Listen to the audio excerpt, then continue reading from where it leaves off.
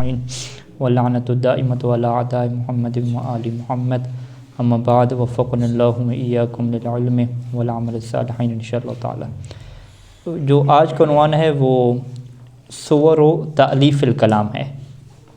ठीक है, तालीफ़ कलाम की सूरतें, ये बहस जो इल्म नाहव में होती है इसकी जो बुनियाद है वो एक टेक्निकल बात है कि जब हमने कहा कि कलाम ऐसे लफ्ज़ को कहते हैं जो मुफीद हो, यानी मा यसहुल इक्तिफ़ाउ अलैहि, मुफीद की तारीफ़ ये है मा यसहुल इक्तिफ़ाउ अलैहि। तो यहाँ से फिर ये सवाल पैदा होता है कि फिर कलाम कितने कलिमात से मिल के बनेगा, क्योंकि हमने कहा ना कि कलाम को आपने ये नहीं देखना कि ये कलमा की जमा है, ठीक है, एक मुस्तकिल लफ्ज़ है, लेकिन जो नाहवी कलाम है वो कितने कलिमात से मिल के बनेगा कि हम उसे कहेंगे कि ये क्या है, कलाम है। कम अज़ कम कितने लफ्ज़ होने चाहिए और ज़्यादा से ज़्यादा कितने होने चाहिए। ठीक है जी, तो मुसन्निफ़ ने यहाँ पे क्या है कि कम अज़ कम 2 कलिमे तो होने चाहिए। ठीक है, 2 कलिमे होंगे तो तब जाके वो क्या बनेगा, कलाम बनेगा। और ज़्यादा से ज़्यादा कितने होंगे कलमे, ठीक है जी, उसमें इन्होंने कहा कि आगे तफसील आ रही है इंशाल्लाह, वहाँ से पढ़ते हैं कि बाज़ का 2 जुमले भी हो सकते हैं कि 2 जुमलों से मिलके क्या कलाम बन जाए। यानी ये जो हम कहते हैं कि जी कलाम बनाना है तो पूरी किताब हम लिख देते हैं, ज़्यादा से ज़्यादा की आप बात कर रहे हैं, तो हम कहेंगे नहीं, ये जो पूरी किताब है ये बहुत सारे कलाम हो जाएंगे, हमें एक कलाम चाहिए।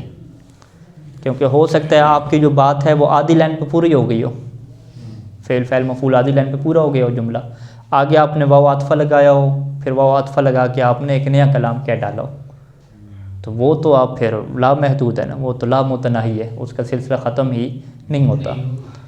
हमारी बहस ये है कि वाव आतफ़ा लगाए बग़ैर एक कंप्लीट जुमला ज़्यादा से ज़्यादा लंबा कितना आप बना सकते हैं, कितने उसके अंदर क्या है कलिमात होने चाहिए, लंबा कितना बना सकते हैं और शॉर्टकट कितना बना सकते हैं।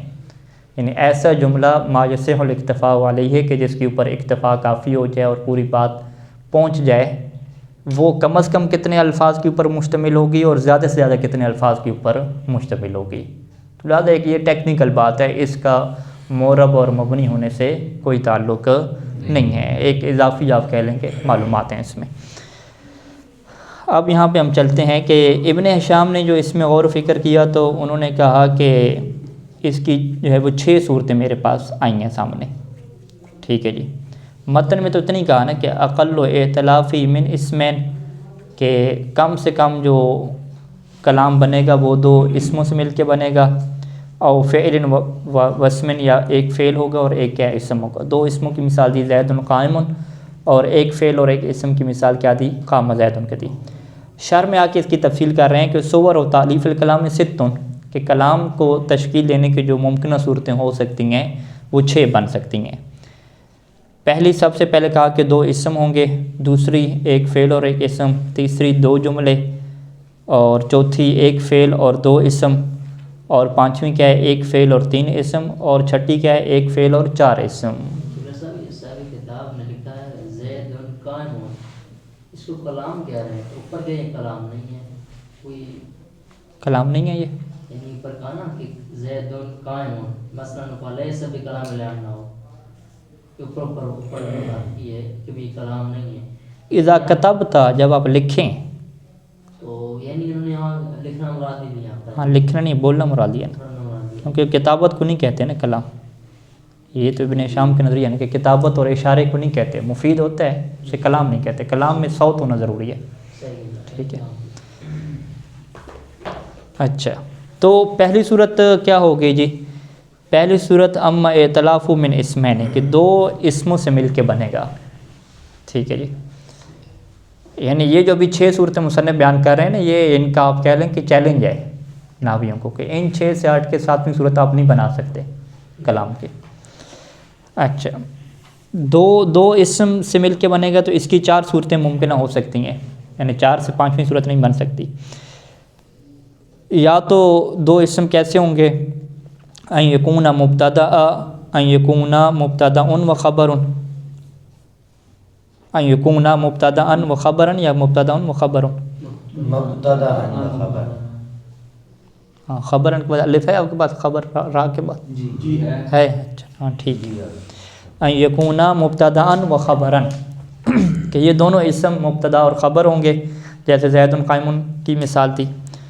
دوسری کیا ہے کہ ان یکون مبتداً و فاعلاً، کہ مبتدا ہوگی اور اس کا ایک فاعل ہوگا، اور اس فاعل کو کیا کہتے ہیں؟ صد مسد الخبر. ٹھیک ہے، یا قائم مقام خبر، یا اسے کیا ہدایہ وغیرہ میں سے کیا کہتے تھے؟ صد مسد الخبر کہتے تھے، یہ کوئی اور نہ پتا. صد مسد الخبر اس کو مبتدا وصفی کا نام دیا اس کو. مبتدا وصفی، ہاں اس میں مبتدا جو ہوتی ہے وصف ہوتی ہے، اس میں فاعل وغیرہ ہوتی ہے. پہلے کیا ہے نفی استفہام آ جائے. جی بالکل ایسے. جیسے اقائم زائدان ہے، جی اقائم زائدان میں جو ہے وہ دو اسم ہیں، بلکہ اسم دو اسم سے ہٹ کے حمزہ کا جو ہے استفادہ اضافہ ہو چکا ہے نا، تو یہ کیا ہو گیا؟ ایک حرف بھی اس کے اندر شامل ہو گیا نا. ٹھیک ہے،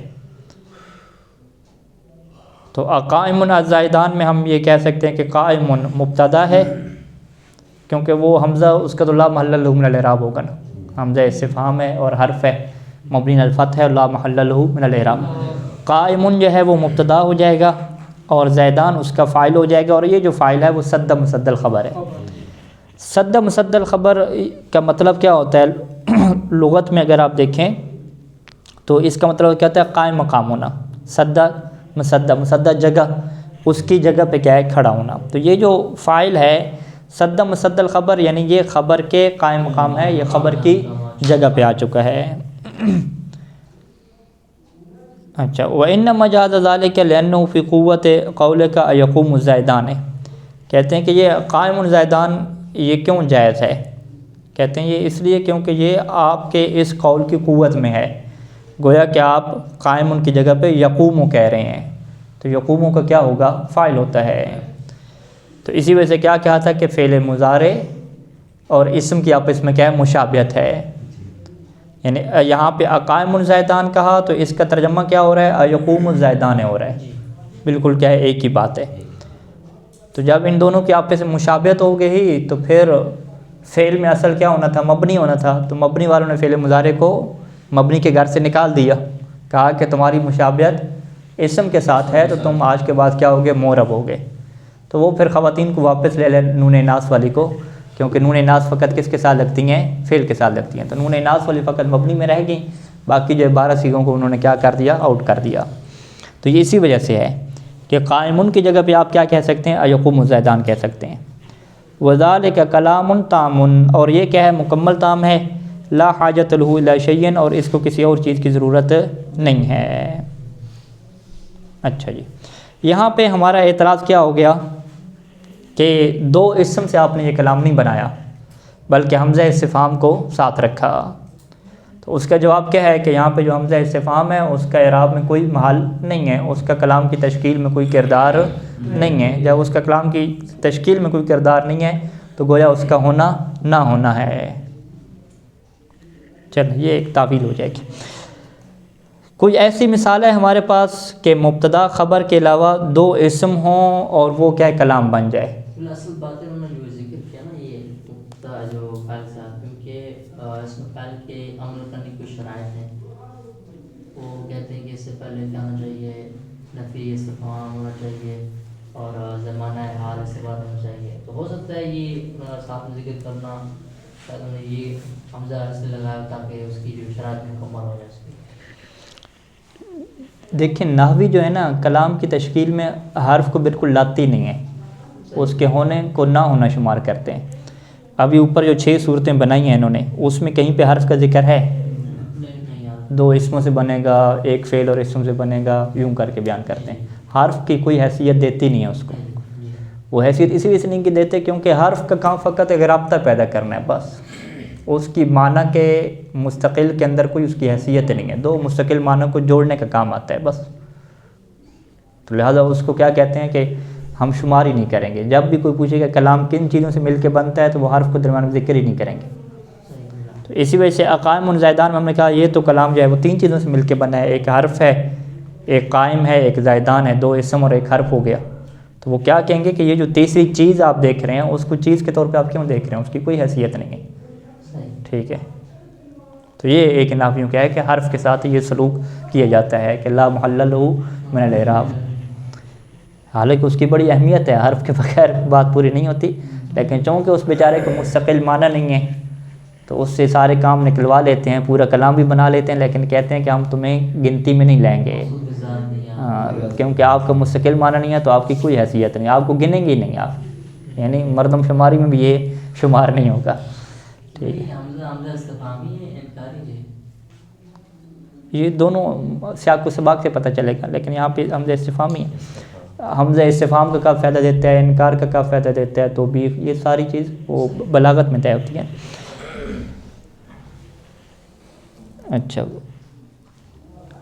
الثالثہ، تیسری جو صورت ہے کہ دو اسموں کی، ان یکون مبتدأ و نائبا عن فاعل، کہ مبتدا ہو ایک اسم اور دوسرا کیا ہو جی نائب عن فاعل ہو، جو نائب عن فاعل ہے وہ صد مصدر خبر بنے گا۔ اسی کی مثال کو آپ یوں کر دیں کہ اقائمن اوپر تھا، اس میں فاعل تھا، تو ابھی کیا لے کر آ جائیں، اس میں مفعول لے کر آ جائیں۔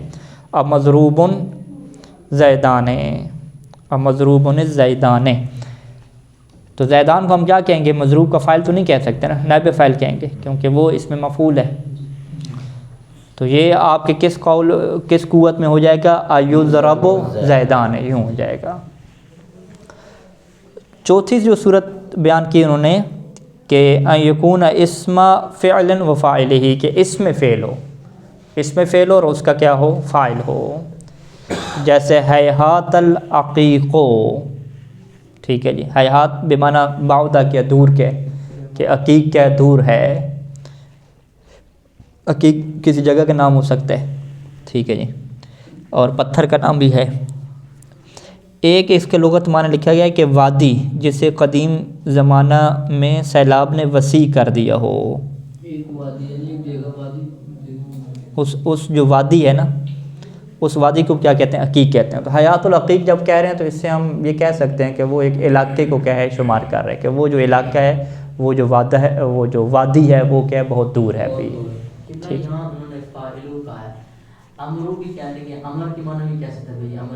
نہیں، یہ اسم فعل امر نہیں ہے نا، اسم فعل کی قسمیں ہیں نا، اسم فعل ماضی ہوتا ہے، اسم فعل مضارع بھی ہے کچھ ہمارے پاس، اور اسم فعل امر ہے، تو یہ اسم فعل امر کی مثال نہیں ہے،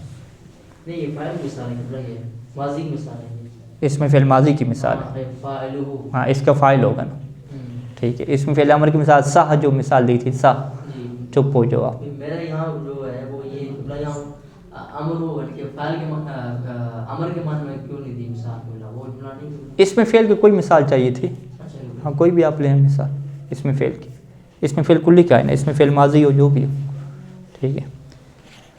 ان یکون اسم فعل و فاعلہ، کہ اس میں فعل اور فاعل ہو۔ اب اوپر آپ مثال کیا دیں کہ وہ فعل مضارع کی، اب آگے آئے گا مثلا فعل مضارع کی دی ہے، ماضی کی کیوں نہیں دی، فعل کی ہمیں کوئی نہ کوئی مثال چاہیے نا، کیونکہ ابھی ہم کوئی نہ کوئی اسم کی مثال دے سکتے ہیں، چاہے وہ اسم کیا ہو، فاعل ہو، مفعول ہو، اس میں فعل ہو، اس میں فعل امر ہو، ہمیں اسم کی مثال چاہیے کلی طور پہ۔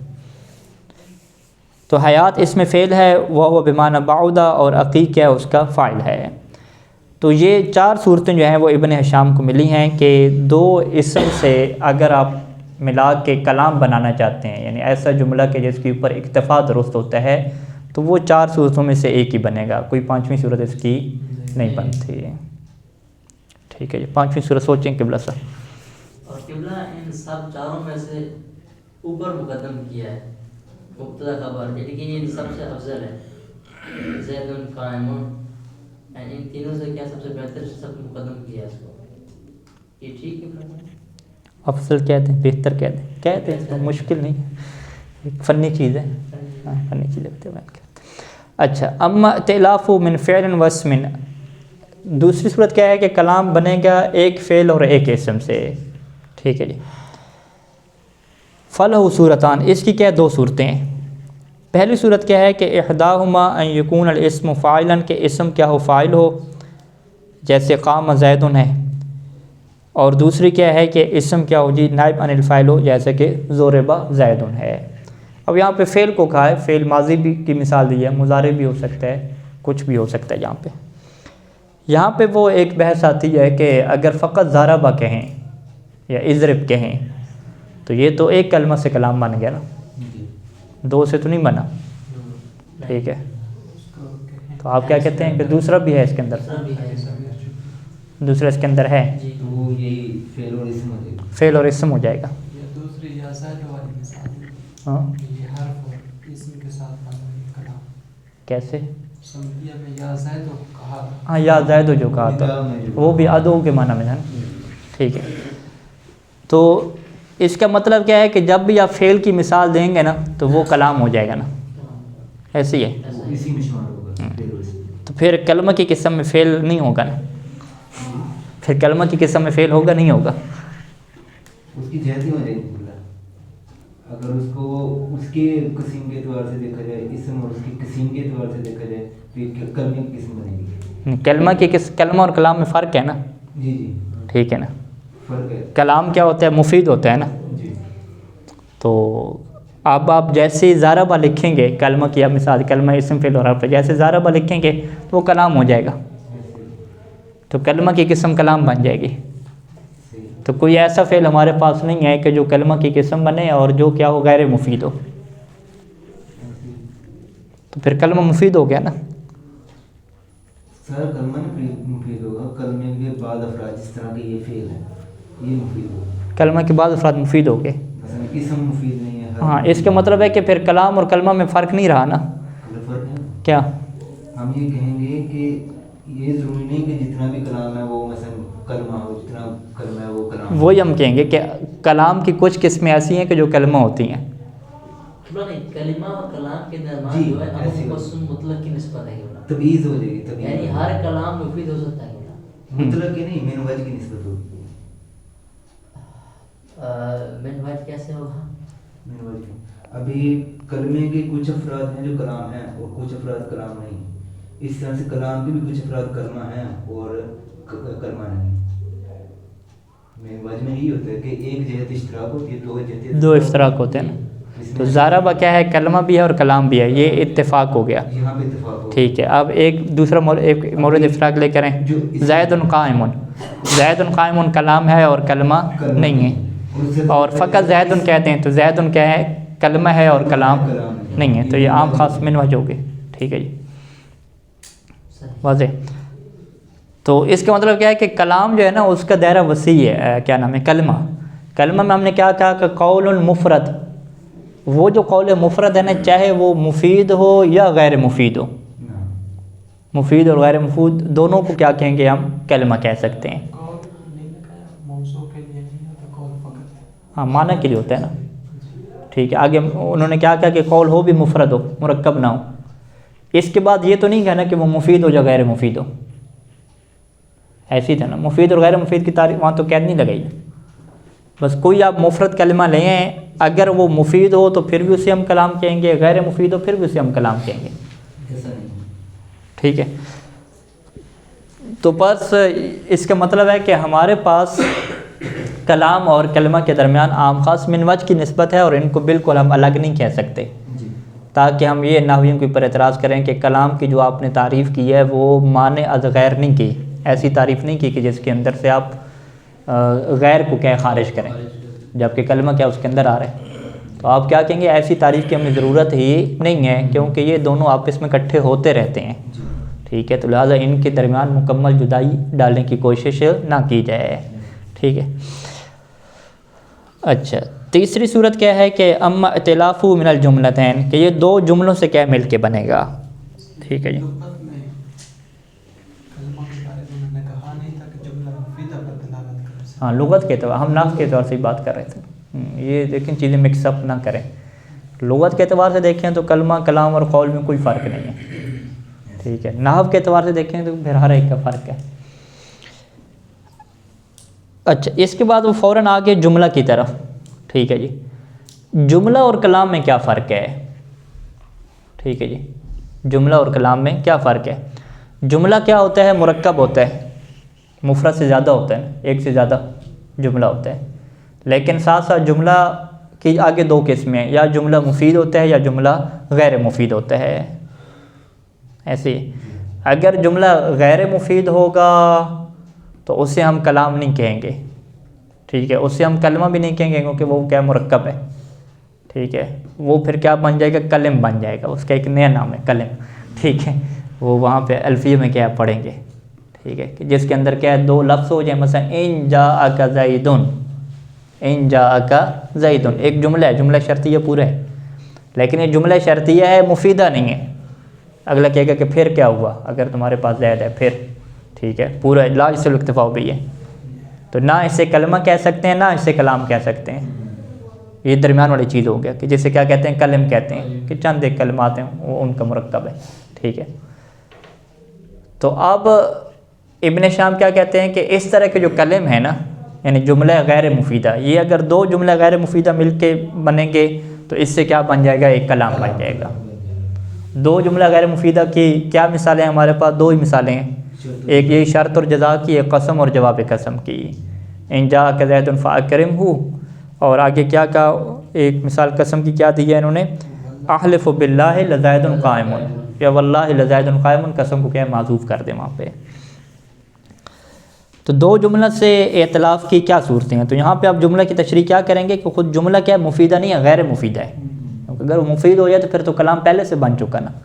ہم ابھی گفتگو کس کی کر رہے ہیں کہ کلام کو بنانا ہے، تالیف دینا ہے، تو اس کا مطلب ہے کہ ابھی تک کلام نہیں بنا، تو کلام بننے کے لیے کیا ضرورت ہے کہ 2 جملے آپ کو لانے پڑیں گے، اور اس کی 2 صورتیں ہیں، پہلی صورت کیا ہے کہ جملہ شرط ہوگا اور دوسرا جملہ جزا ہوگا، جیسے ان قام زید قمت ہے، اور دوسری اس کی مثال کیا ہے کہ 2 جملے ہمارے پاس کیا ہوں گے، ایک قسم ہوگا اور ایک جواب قسم ہوگا۔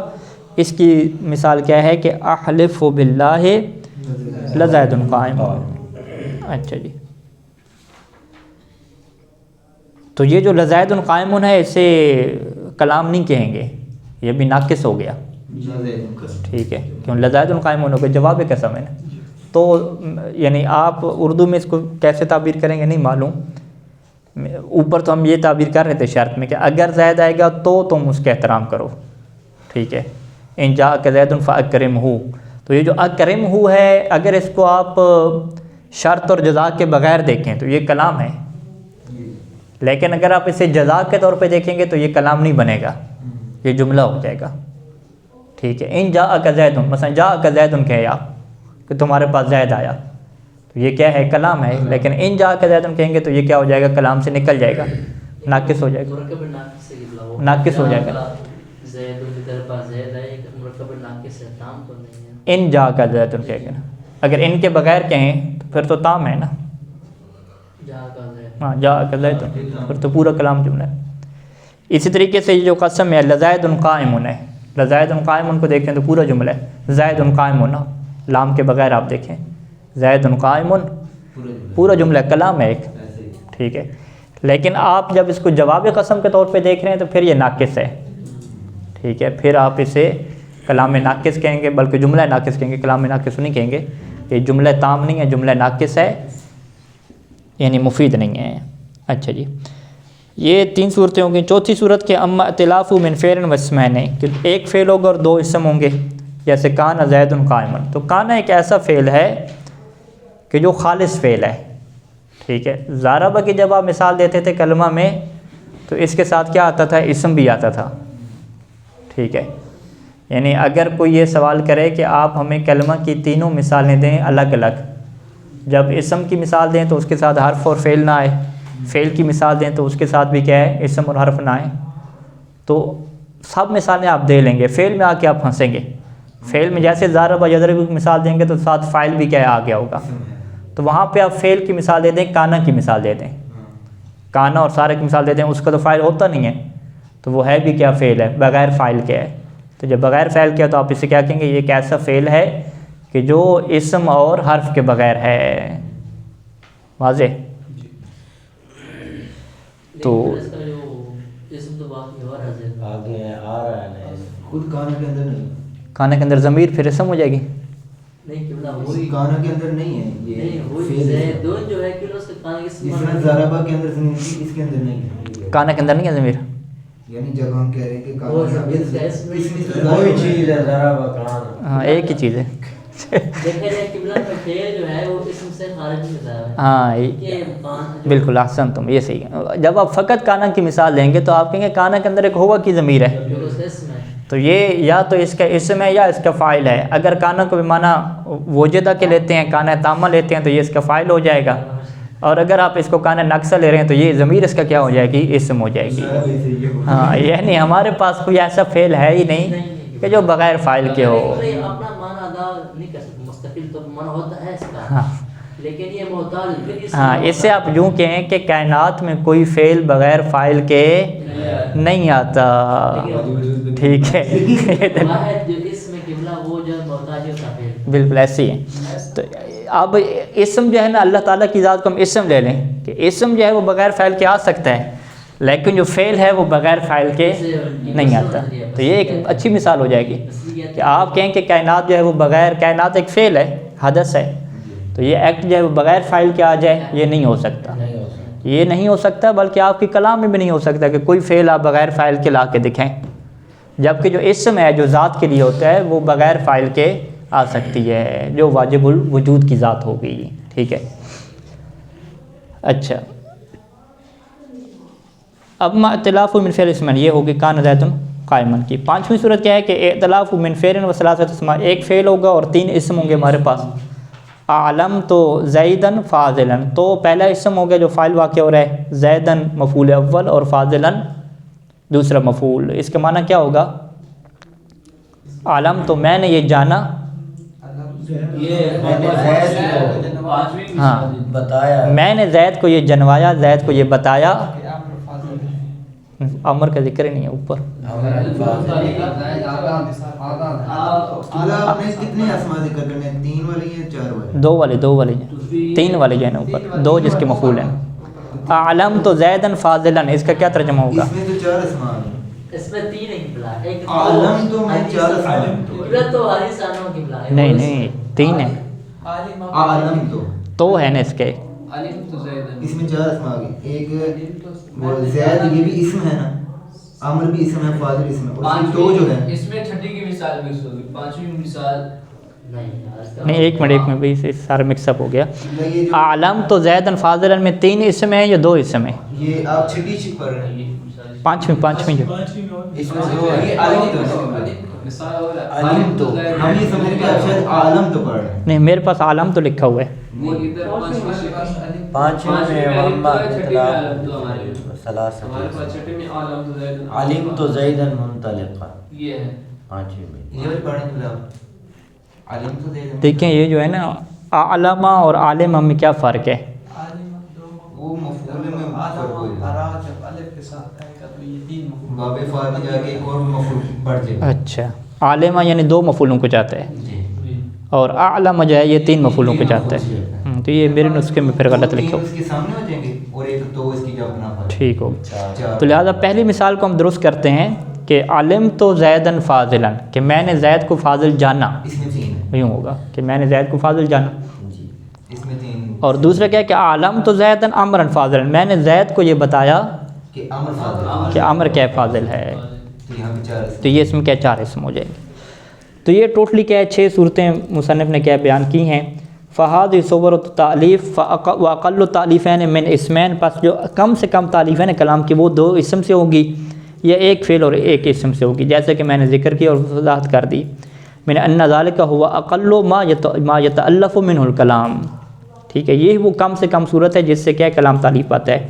ہوا مراد النحوین, اور یہ نحویوں کی مراد ہے. وعبارت بعضهم توهم انه لا يكون الا من اسمین اور من فعل و اسمین, اور بعض لوگوں کی عبارت سے یہ وہم ہوتا ہے کہ کلام ہوتے ہی 2 اسموں سے ہے یا ایک فعل اور اسم سے ہے, جبکہ اس سے زیادہ سے بھی ہو سکتا ہے. تو لہٰذا جب نحوی کہتے ہیں نا کہ کلام 2 اسموں یا ایک اسم اور فعل سے مل کے بنتا ہے, تو ان کی مراد کیا ہوتی ہے؟ اقل تعلیف ہوتی ہے, کہ کم از کم جو ہے وہ یہ چیزیں ہونی چاہیے. لیکن زیادہ سے زیادہ کتنی ہو سکتی ہیں؟ وہ 4 صورتیں کیا مزید بھی انہوں نے کیا بیان کر دی ہیں. یہ جو آخری یعنی جو آخر تک عقل کی نہیں, جو اکثر کی جو حد بتائی